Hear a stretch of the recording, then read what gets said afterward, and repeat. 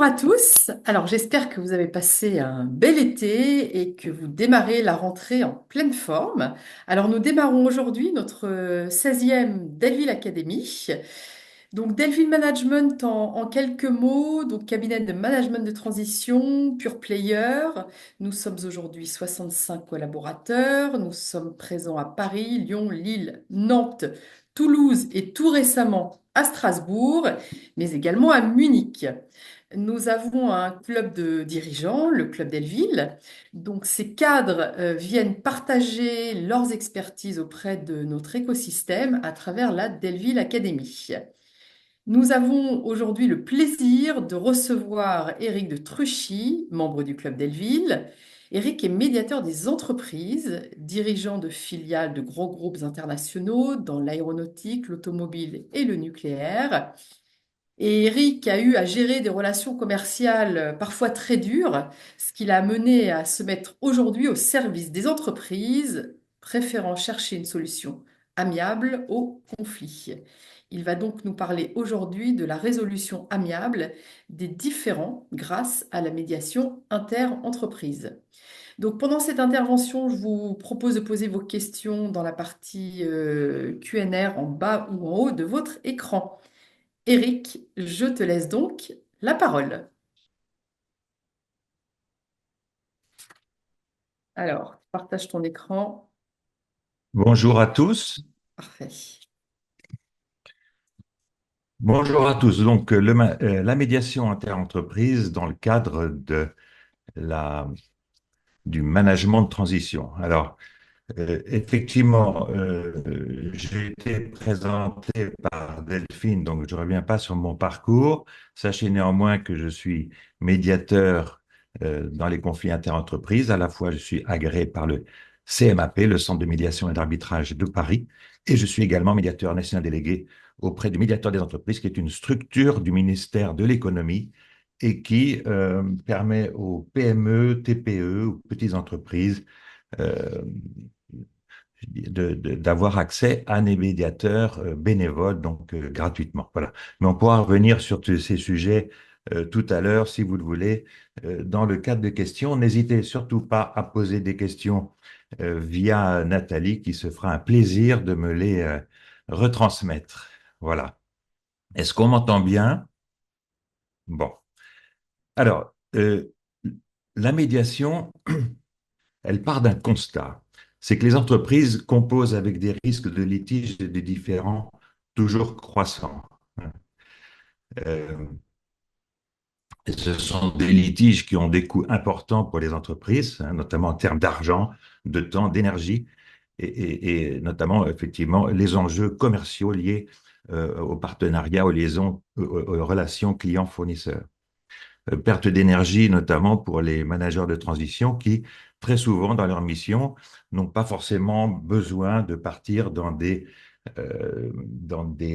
procédures judiciaires pour résoudre les conflits qu'ils peuvent avoir avec soit leurs clients, soit leurs fournisseurs, leurs partenaires, etc. Alors, partant de ce constat, effectivement, le manager de transition, eh ben, lui, a pour mission de se montrer efficace, beaucoup plus que les autres, parce que dans les missions de transition, généralement, le facteur temps est un paramètre extrêmement important. C'est presque souvent le principal paramètre de la mission, que ce soit 6 mois, un an et demi. On a quasiment systématiquement la base de temps comme élément de décision. Alors, ça veut dire quoi? Ça veut dire que le manager, il doit être efficace, notamment dans la gestion des crises. Il doit être capable de débloquer les situations de conflit, mais également, il doit sécuriser ses partenaires commerciaux. Ouais. Alors, pour illustrer ça, je vais prendre deux exemples rapides. Le premier concerne un manager de transition qui a pris une mission de redressement d'une PME. euh, donc, il est dans une situation délicate et bien évidemment avec un objectif financier de remise à jour, de remise au clair des comptes de l'entreprise comme, je dirais, priorité numéro un. Et il se trouve que dans les comptes de l'entreprise, il a assez vite identifié une provision pour risque qui avait été passée, notamment parce qu'il y avait un conflit avec un de ses clients qui lui réclamait des LDs, enfin des pénalités de retard sur un ancien contrat. Et effectivement, on avait passé une provision, mais je dirais que le sujet était resté à l'état de contentieux, échange de courriers accusés, réception, etc., etc. Bref, il s'est aperçu de ça et en fait, il a fait appel à un médiateur qui, en l'espace de 3 mois, a réglé le conflit, a réussi à effectivement amener ce manager et son client à régler le conflit. Et il a pu ainsi extourner la provision et réaliser comme ça ce qu'on appelle un quick win, enfin donc un gain rapide hein, qu'il a instantanément passé dans la bottom line de l'entreprise. Donc ça, c'est un premier cas. Deuxième cas, un cas que j'ai actuellement euh, pour une entreprise qui aujourd'hui a beaucoup de mal à passer, faire passer les hausses matières à un de ses clients dans le domaine, c'est une société qui fait des systèmes de climatisation et d'installation de climatiseurs et il s'est trouvé confronté à une hausse brutale de l'acier il y a 2 ans et depuis, il n'arrive pas à, à obtenir gain de cause et donc la négociation est en cours et je pense que ça se terminera correctement. Et là aussi, je dirais assez rapidement, en quelques mois, mais on reviendra tout à l'heure sur je dirais la durée moyenne d'une mission une mission de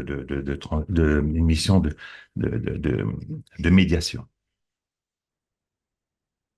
Voilà. Donc les procédures judiciaires sont longues et coûteuses. La médiation est un procédé rapide et efficace de régler les conflits. C'est un élément de stratégie, hein. Euh, la médiation, c'est une négociation directe assistée euh, par une tierce personne, bien sûr neutre et indépendante.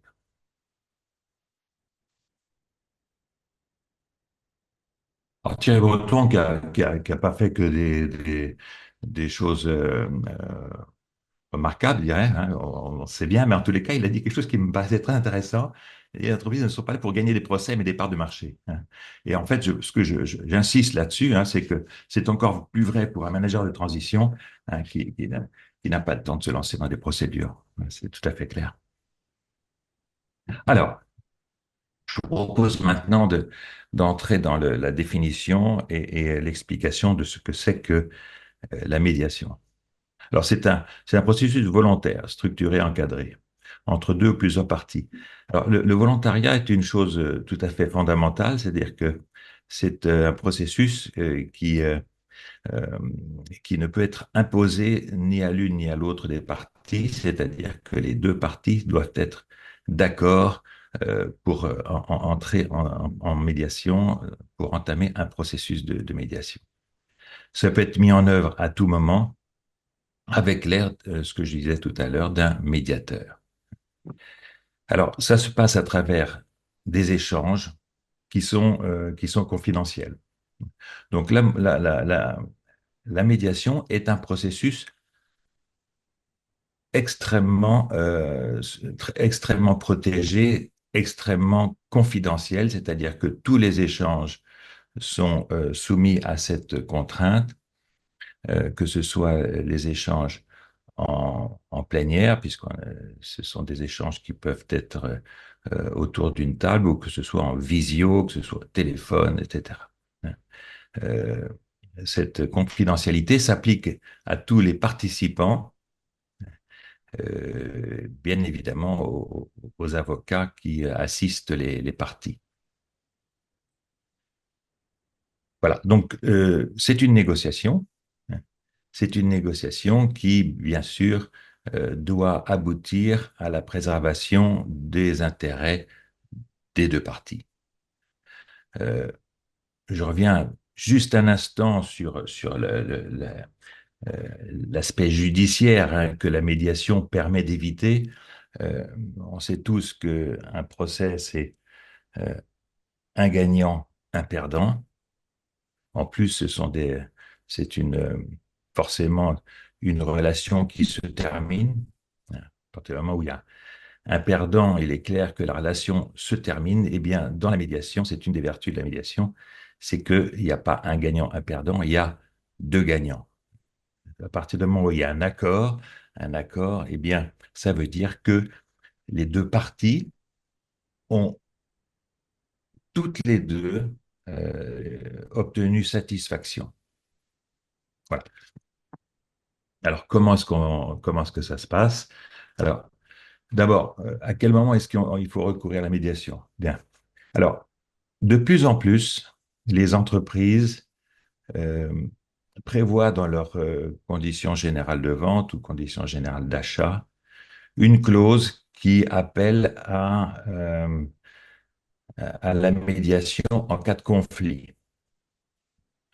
Autrefois, on avait toujours la clause euh, qui permettait en fait, en cas de conflit, d'aller sur le tribunal de je ne sais plus quelle instance, etc. Bon, ça tend à disparaître complètement. Aujourd'hui, les entreprises mettent des clauses qui font appel à la médiation conventionnelle, c'est-à-dire on se met d'accord pour faire appel à la médiation en cas de conflit.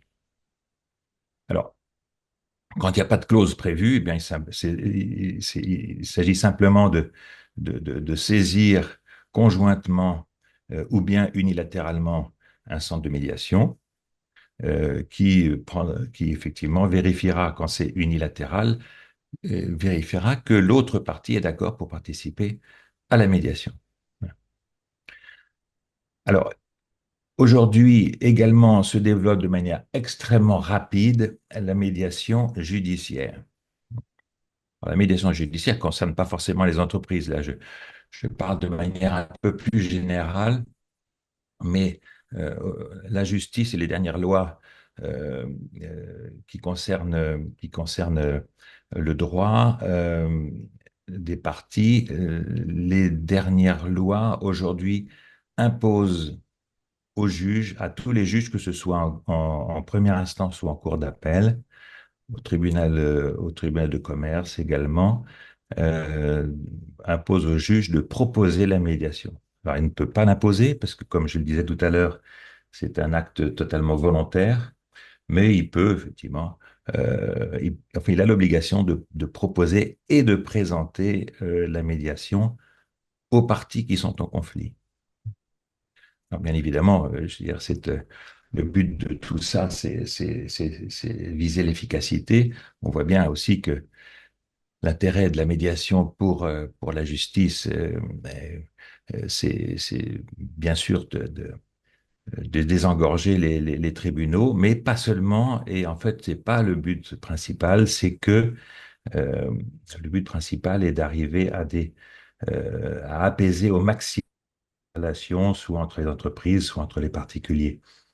Alors là, je fais peut-être juste une petite parenthèse culturelle.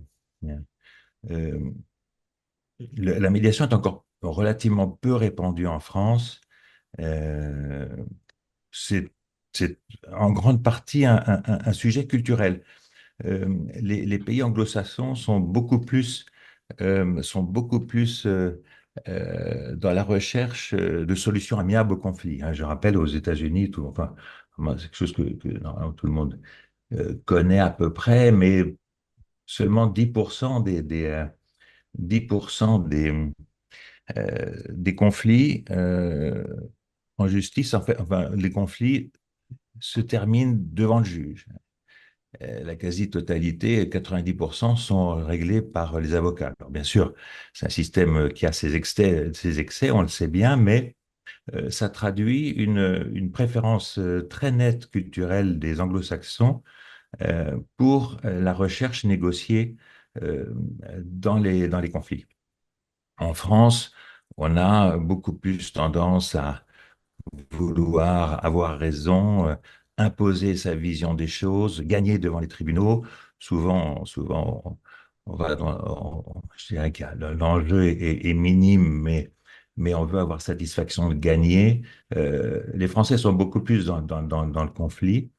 Et donc, c'est quelque chose qui a jusqu'à présent eu un petit peu de mal à la médiation à se mettre en place, mais depuis maintenant 10 ans, 10 12 ans, euh, ça se, ça se répand de plus en plus et maintenant, euh, les juges, les tribunaux poussent énormément à la médiation et je dirais même les avocats aujourd'hui, les avocats de jeune génération aujourd'hui sont se forment tous à la médiation, soit pour exercer eux-mêmes en tant que médiateurs, mais également, et je pense que ça c'est très intéressant, euh, de manière à pouvoir jouer un vrai rôle de conseil euh, pour leurs clients dans le cadre de processus de médiation.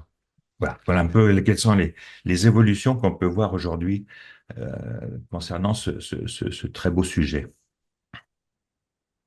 Alors, maintenant, en ce qui concerne la médiation interentreprise proprement dit, puis des sujets auxquels peut être tout à fait confronté un, un- un manager de transition, pardon, j'ai un peu vite, euh, ça peut être des conflits de gouvernance, ça peut être des problèmes contractuels, hein, de mauvaise exécution, de rupture abusive, de problèmes de qualité, des problèmes de propriété intellectuelle également, hein.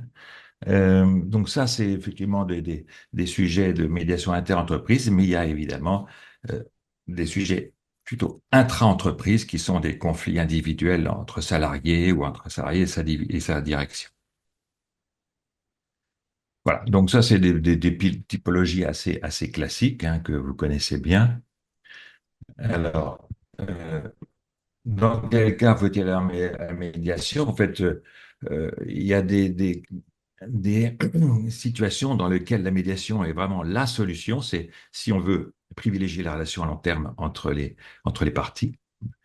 Euh, Là, je dirais, euh, une des vertus de la médiation, moi, c'est une chose que, à titre personnel, je trouve tout à fait valorisant et je dirais même presque émouvant au sens de la relation, hein, c'est de voir des entreprises, clients, fournisseurs qui se sont écharpés dans le cas de résolution de conflits très lourds, qui arrivent à parvenir à un accord, qui se serrent la main et qui décident de continuer à faire affaire ensemble. Euh, Ça, c'est très fréquent que l'on voit ça. Et je dirais même que c'est quelque chose que j'ai vécu. euh, la relation en ressort même renforcée, c'est-à-dire que le fait d'avoir résolu ensemble un conflit, c'est finalement un résultat obtenu ensemble et c'est quelque chose qui renforce la relation. Ça peut être surprenant, mais c'est comme ça et ça se vérifie très souvent. Alors, la médiation est un excellent moyen de débloquer les situations, hein, quand les parties, les entreprises sont totalement figées sur leur position. Hein. Eh bien, le meilleur moyen, c'est pas le tribunal de commerce, c'est la médiation. Face à des situations juridiques complexes, on peut aussi avoir, enfin, qui mènent à des situations bloquées également. Euh,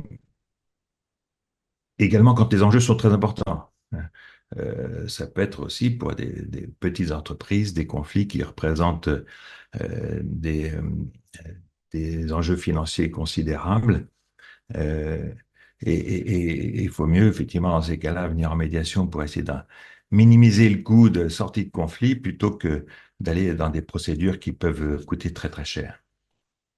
Quand il y a urgence aussi, puisque la médiation est un processus qui est rapide au regard d'une procédure judiciaire, mais ça j'y reviendrai tout à l'heure.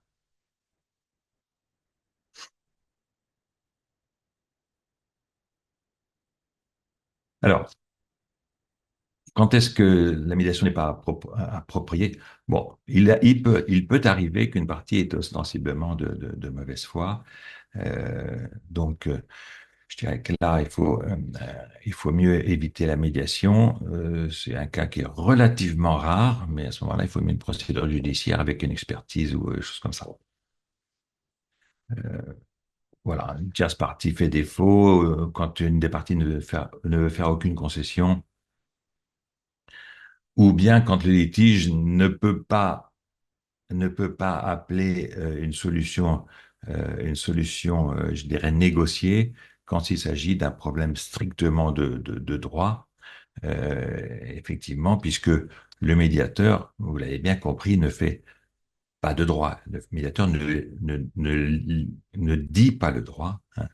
Le médiateur est là pour amener les parties à trouver elles-mêmes la solution. Le médiateur ne fait pas de proposition. J'y reviendrai tout à l'heure.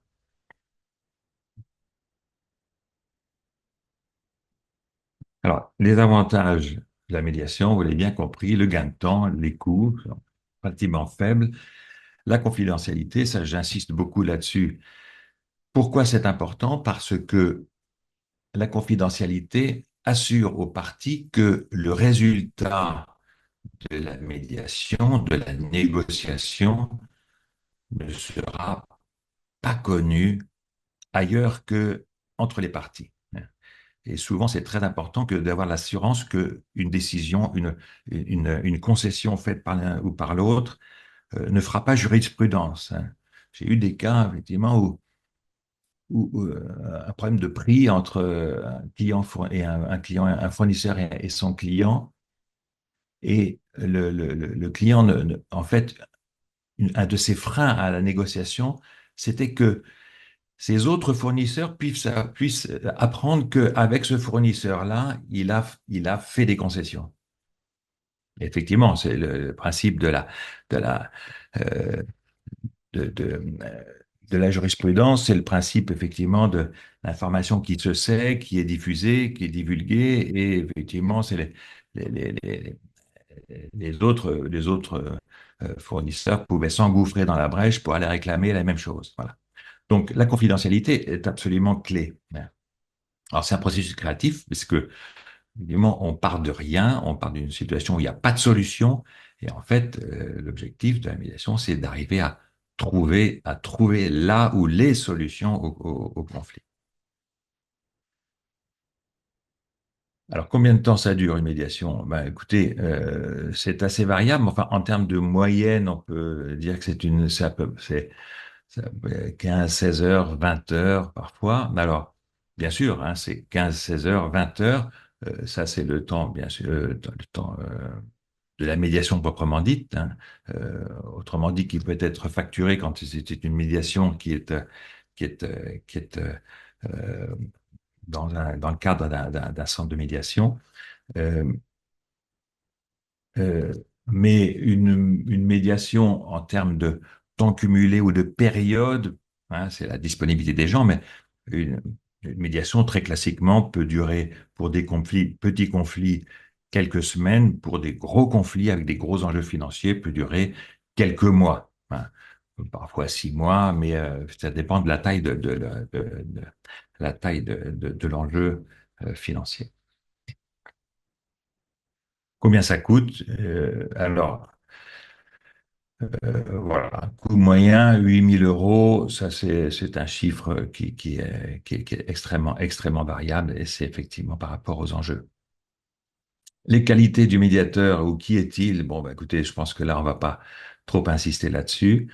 Ce qui est important, c'est que un médiateur, quand il intervient sur un sujet, je dirais, qui amène, qui nécessite une bonne compréhension des enjeux, soit habitué ou est un cursus professionnel qui lui permette de bien comprendre très rapidement, je dirais, les enjeux, les codes, euh, de manière à ce qu'il soit très opérationnel, hein.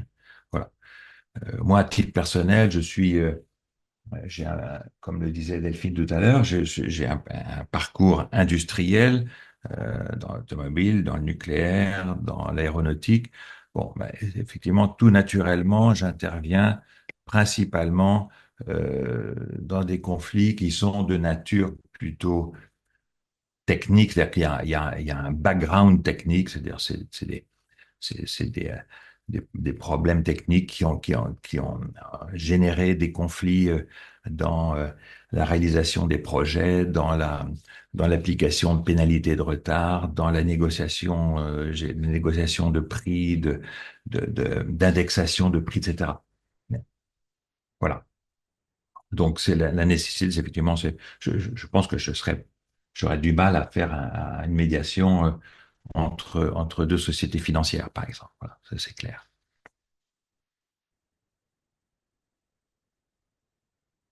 Alors, comment ça marche la médiation?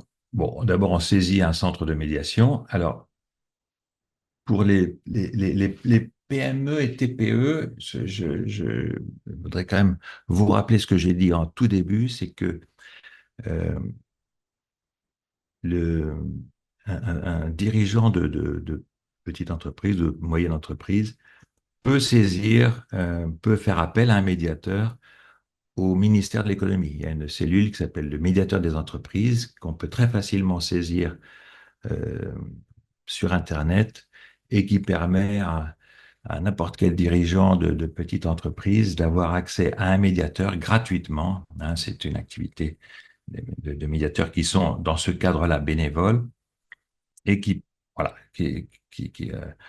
c'est un service qui est rendu par la collectivité aux chefs d'entreprise et qui est un moyen extrêmement efficace, très rapide cette fois-ci, bien sûr, puisque ce sont des enjeux qui sont plus réduits, mais très rapides pour résoudre les conflits. Alors, il faut que les parties soient d'accord pour recourir à la médiation. Il faut désigner un médiateur.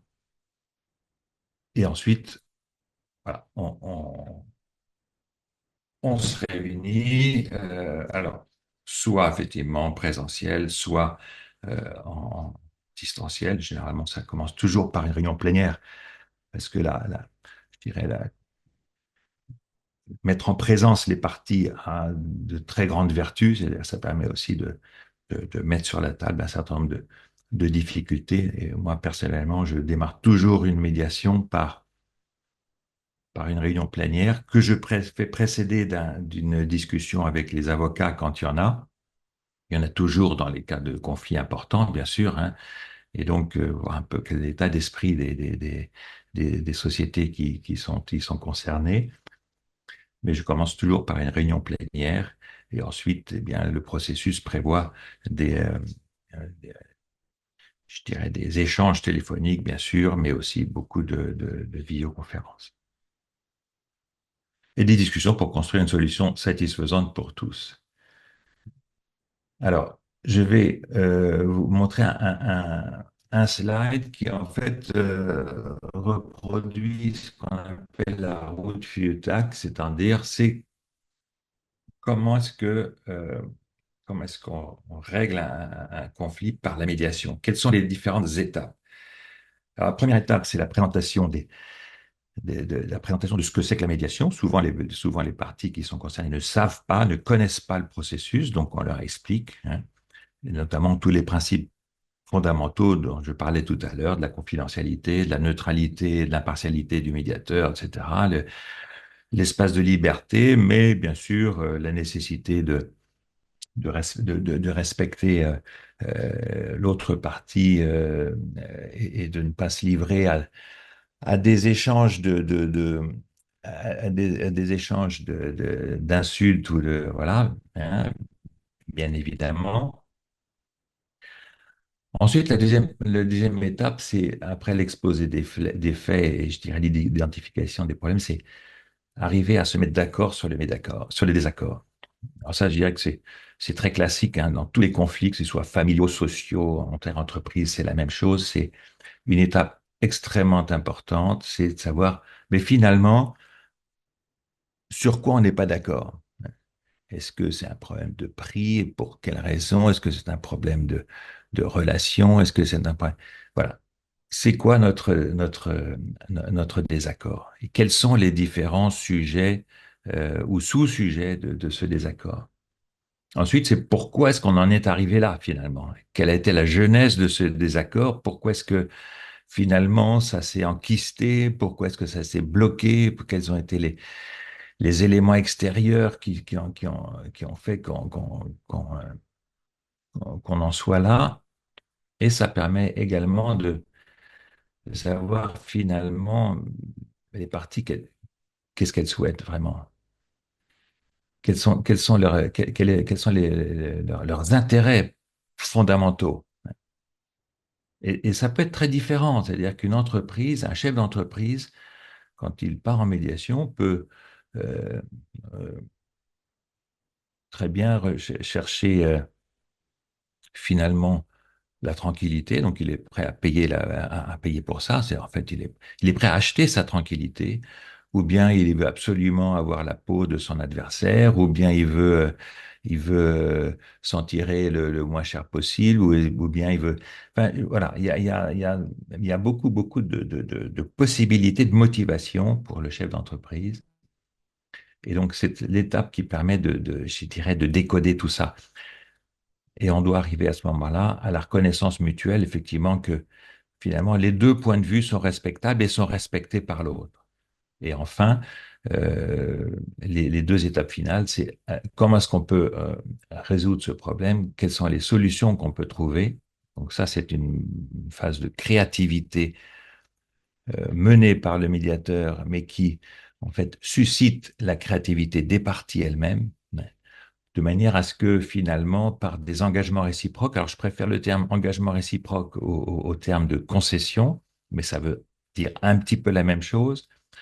Le terme de concession a une connotation un petit peu négative, alors que l'engagement réciproque dit bien que finalement, on est prêt à s'engager dans un but précis. Et le but étant effectivement de résoudre le conflit. Et on formalise l'accord qui fait l'objet d'un protocole qui aura force de loi, etc. Bref, patati patata. Voilà un petit peu comment est organisé ce processus qui est très structuré et qui doit absolument franchir toutes ces étapes si on veut vraiment que ça soit efficace et qu'on puisse arriver au bout. Alors, les types d'enjeux, ça c'est un petit rappel, mais effectivement, ce que l'on voit, c'est que très souvent, là, les litiges, c'est l'inexécution d'un contrat, hein, ou une mauvaise exécution du contrat. Mais sinon, on peut voir aussi des problèmes de copropriété, de propriété intellectuelle, de concurrence, des problèmes sociaux, etc. Voilà, alors, donc, j'en ai à peu près fini avec la présentation. Donc, avant de passer aux questions, donc, juste un petit rappel, le Centre de médiation et d'arbitrage de Paris, dont je suis agréé, est, je dirais, le principal centre de médiation en France, et il recueille évidemment des demandes d'entreprises qui cherchent un médiateur. Voilà. Donc, donc, je vous mets un petit peu quelques références ici. Euh, voilà. Et donc, mais je vous mets aussi mes coordonnées de manière à ce que, soit si vous avez des gros conflits ou si vous avez des petits conflits qui nécessitent l'intervention de la cellule de médiation du ministère de l'Économie, ben, vous avez tous les moyens par ce biais de me contacter. Voilà. Voilà, j'en ai fini avec l'exposé. J'espère que je suis à peu près dans les temps. On Oui. va se remettre sur voilà, au début de la présentation, si jamais on veut revenir là-dessus. Et puis, voilà. Merci Et Eric. j'écoute déjà vos Merci Eric. questions. Alors, on a pas mal de questions Nathalie. effectivement. Donc, je laisse la parole à Nathalie qui va te les poser. Merci beaucoup, Eric, pour cette présentation passionnante qui suscite énormément de questions. Donc, je ne pourrais probablement pas, et nous ne pourrons probablement pas répondre à toutes les questions, puisqu'elles sont nombreuses, mais on va faire en sorte de répondre à la plupart d'entre elles. Alors, une question qui est revenue à plusieurs reprises, quelle est la différence, s'il y en a une, entre médiation et conciliation? Alors, médiation et conciliation, la finalité, c'est la même, c'est la résolution de différends, hein. Donc, ce sont deux moyens qui font partie des MARD, c'est-à-dire les moyens alternatifs de résolution des différends. La conciliation intervient plutôt dans les conflits, je dirais, locaux. Il y a des conciliateurs dans quasiment maintenant toutes les mairies de grandes villes ou de villes moyennes. Et c'est plus des problèmes, je dirais, de conflits de voisinage ou de vie en société, etc. Mais et il y a effectivement des conciliateurs auprès de tribunaux, de tribunaux de première instance. Euh, la médiation elle-même je dirais, s'adresse beaucoup plus aux, aux conflits, soit entre interentreprises, enfin, comme j'en ai parlé là tout de suite, ou intra-entreprise, également des conflits familiaux et des conflits d'ordre sociaux, hein. Voilà. Mais voilà. Retenez que ce sont deux processus qui sont similaires, mais voilà. L'un, c'est plus des petits conflits locaux, l'autre, c'est des conflits avec des gros enjeux, des enjeux plus importants. Merci beaucoup, Eric. Autre question qui est revenue à plusieurs reprises. Comment se forme-t-on à la médiation? Comment être médiateur et quel est le processus de formation? Alors, je dirais une première remarque, c'est pas exactement la réponse à la question, mais je préfère le dire tout de suite. Euh, le médiateur, ça n'est pas une profession, hein. C'est une activité. Ce que je veux dire par là, c'est que c'est pas le médiateur de manière extrêmement rarement arrive à vivre de son activité de médiateur. Non, moi je fais ça comme quasiment enfin, la grande majorité des médiateurs. Euh, je fais ça parce que je suis à la retraite et que j'ai de la disponibilité pour ça et que j'ai l'expérience des conflits de ma vie professionnelle qui m'a effectivement amené à choisir cette activité à partir du moment où j'avais plus de disponibilité. C'est important de bien comprendre ça de manière à pas se dire, mais attends, je vais être médiateur et puis comme ça, je vais gagner ma vie. Alors, comment est-ce qu'on devient médiateur? Eh bien, il y a des centres de formation. Le CMAP en a un, il s'appelle Institut 131, mais il y a aussi l'IFOMEN qui dépense une très très bonne formation de médiateur. Ce sont des formations qui sont assez rapides, hein. Ça peut être à de quelques mois à une année. Euh, En fait, voilà, il y a la formation, mais il y a aussi l'entraînement. C'est-à-dire qu'en fait, généralement, la formation, elle est suivie d'une période d'entraînement avec des simulations, etc., de manière à ce que on soit, dès qu'on démarre son activité et que on fait ses premières médiations, qu'on ait déjà suffisamment d'entraînement à travers des simulations. Merci beaucoup, Eric. Autre question, comment rééquilibrer le rapport de force entre une PME et un grand groupe qui se retrouve dans une médiation autour d'un litige? Alors,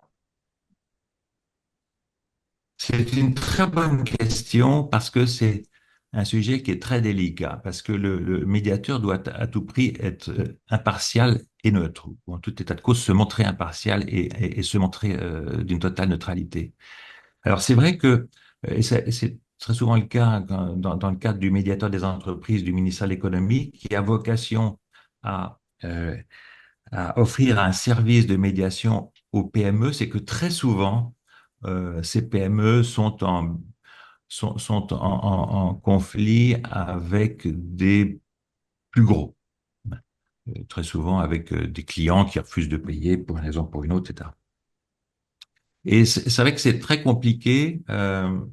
Et là, le médiateur doit, doit, euh, doit faire preuve je dirais, d'une totale neutralité, en tous les cas affichée, même si quelque part il se dit, mais il a envie de défendre le pot de terre contre le pot de fer.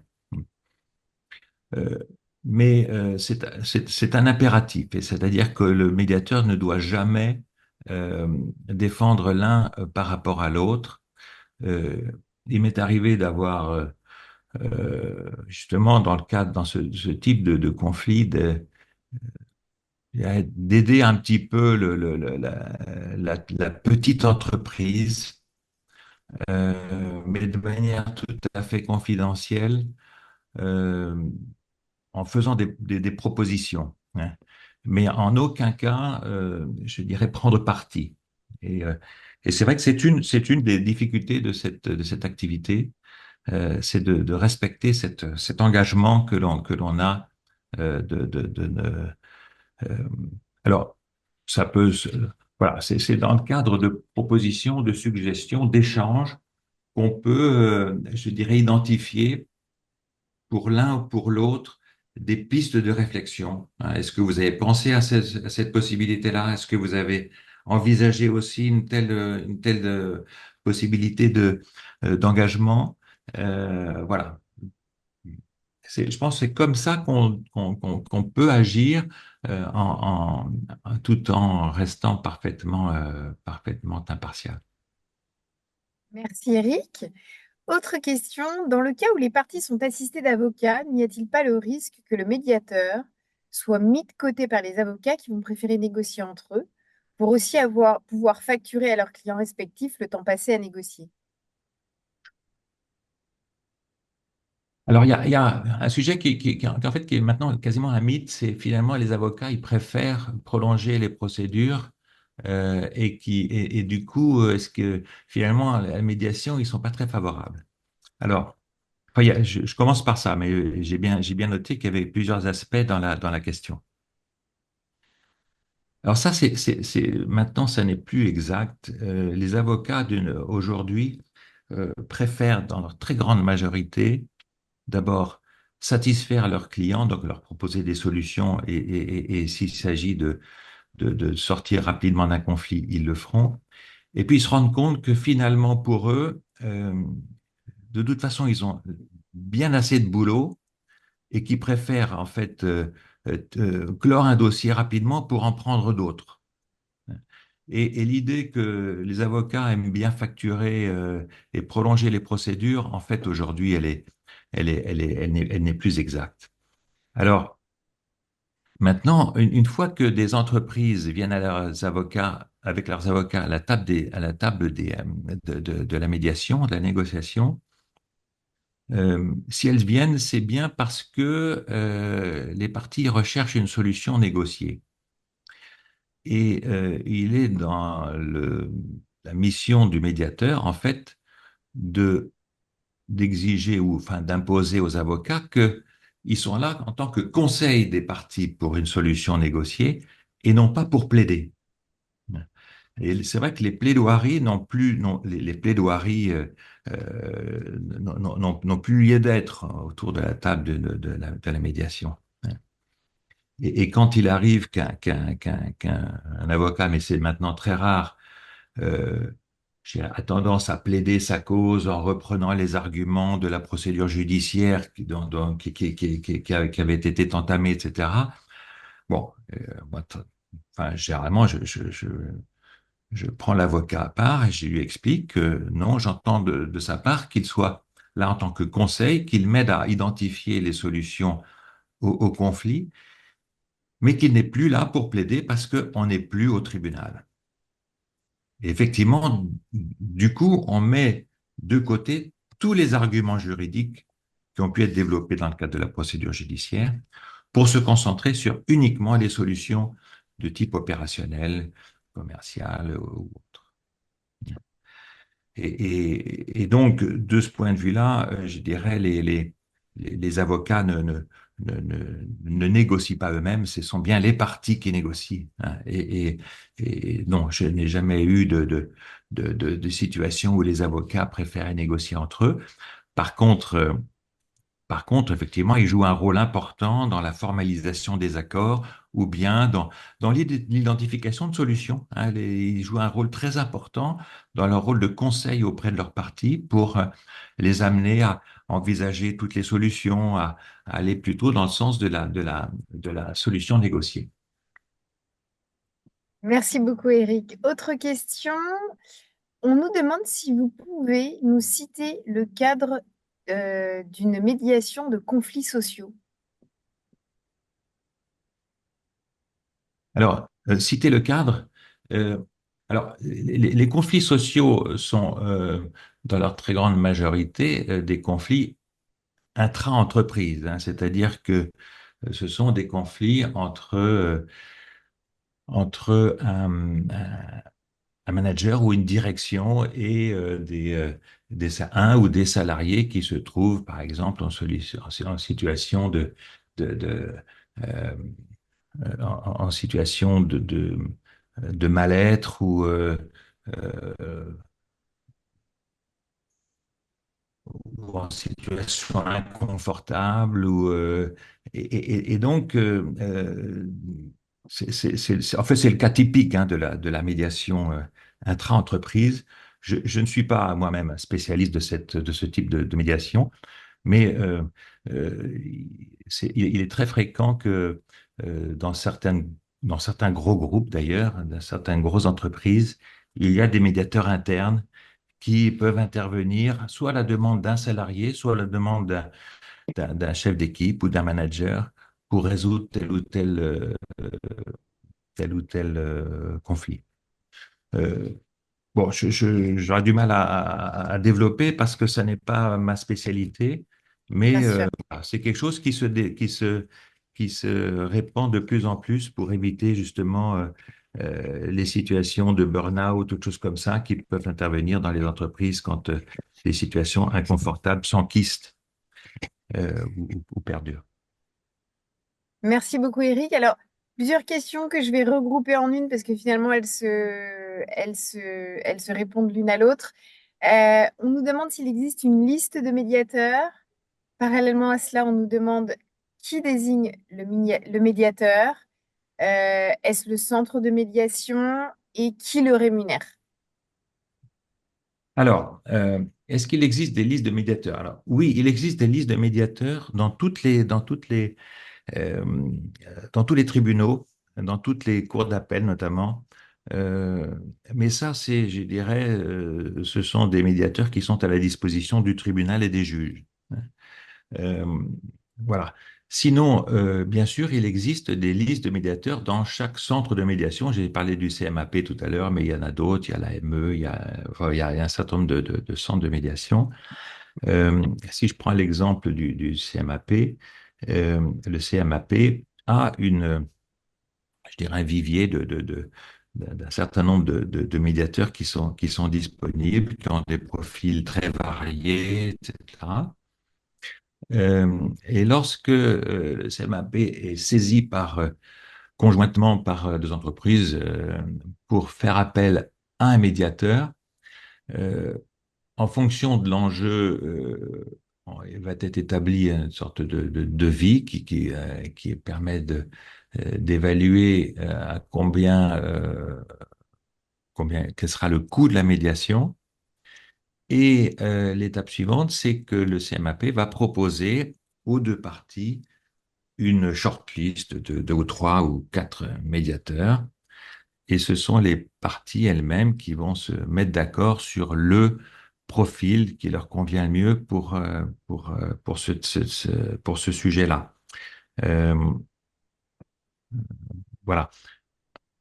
Ensuite, eh bien, à l'issue de la médiation, qu'elle est aboutie ou non, alors oui, je reparlerai en fait du taux de succès des médiations, ça c'est quand même important. Mais que la médiation est aboutie ou non, donc le CMAP va facturer en fonction du devis qui avait été établi les deux entreprises à part égale.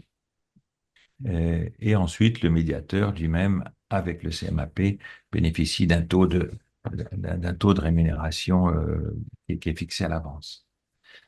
Alors, je mentionnais le taux de succès. Alors, je crois que je n'en ai pas parlé, mais euh, la médiation, j'ai dit que c'était un moyen très efficace de résoudre le conflit.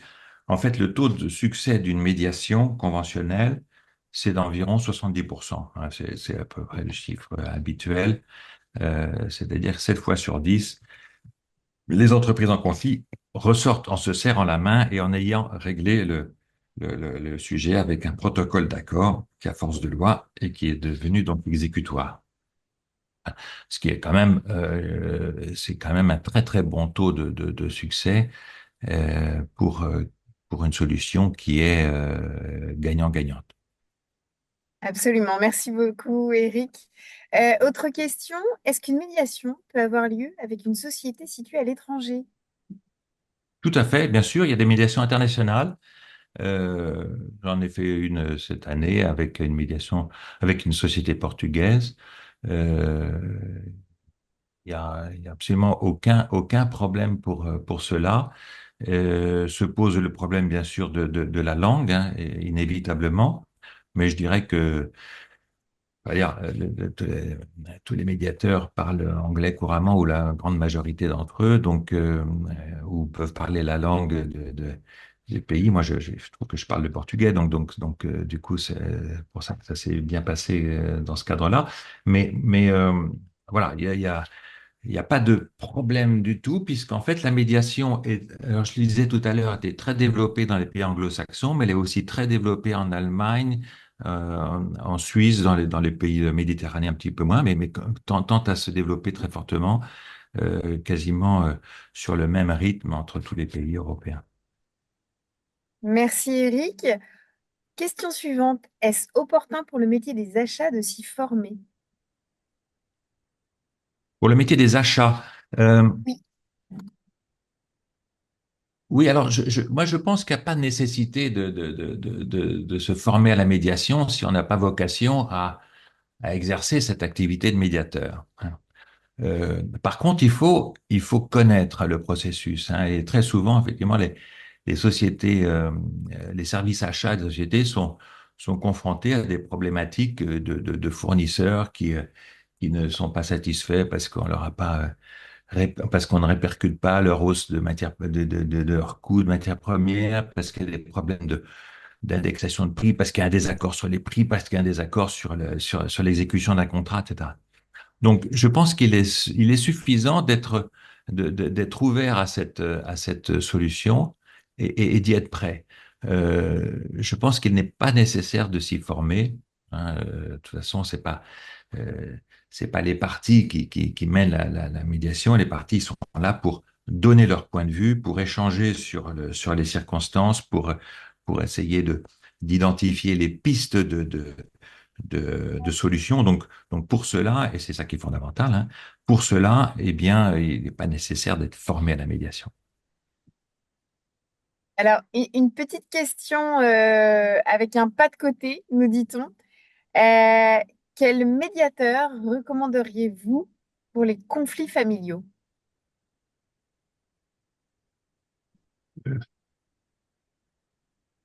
Je ne, je, oui, c'est un gros pas de côté, hein, effectivement, qu'on me demande. Mais j'aurais du mal à le faire, ce pas de côté, parce que alors il y a des il y a des structures, hein, dans toutes les villes, il y a des structures de médiation familiale, hein. Il faut se rapprocher de la mairie, il faut se rapprocher. Ça, c'est très facile à identifier. Mais j'en ai pas en particulier, hein, j'en connais, mais je n'ai pas de centre de médiation familiale à recommander particulièrement. Mais on les trouve très facilement dans les villes, dans les mairies, hein.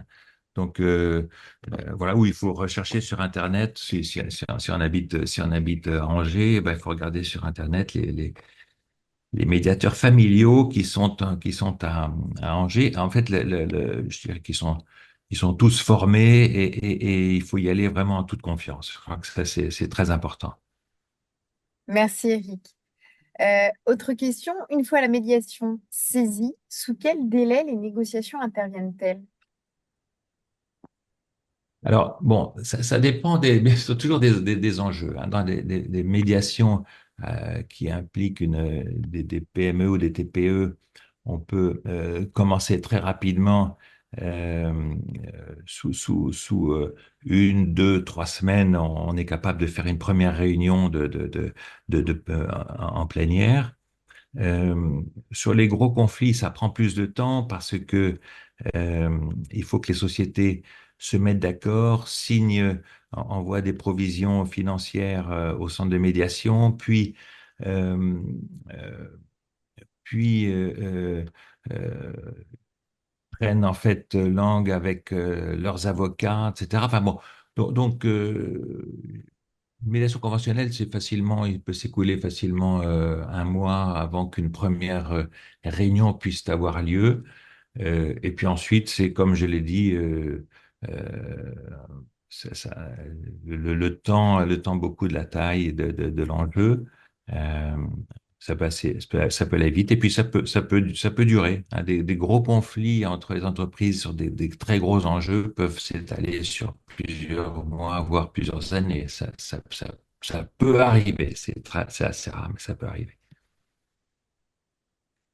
Autre question, une médiation est-elle utile quand un expert est nommé par les assureurs des parties? Pardon, une médiation Une est-elle, pardon? médiation est-elle utile lorsqu'un Ah, utile. expert est nommé par les assureurs des parties? Alors, l'expert, en fait, il a pour mission de donner un point de vue factuel et précis, voire technique, une problématique.